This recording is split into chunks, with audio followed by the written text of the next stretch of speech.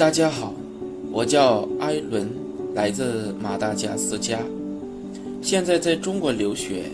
今天我的好朋友小汪带着我一起来到安徽省孟城县，看看中国农村地区饮用水的情况。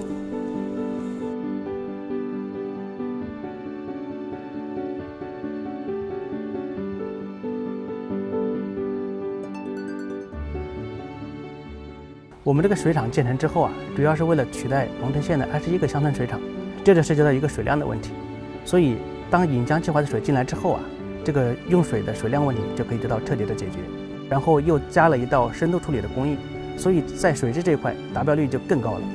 最后一块呢，就是我们这个水厂采用了最先进的这个智慧水务系统，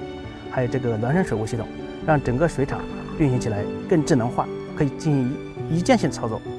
这个位置就是我们吕旺水厂的智慧中心，相当于人体的一个大脑何总，这个蓝色的区域是什么？这个蓝色区域就是我们蒙城县的一个县域图，17个乡镇街道都在这上面很好的表示，各个水厂的位置都能很好的分辨出来。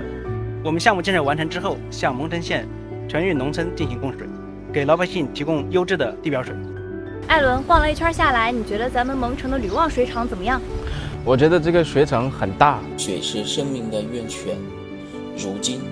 一根细细的水管连接着千家万户，为他们送去了干净的饮用水。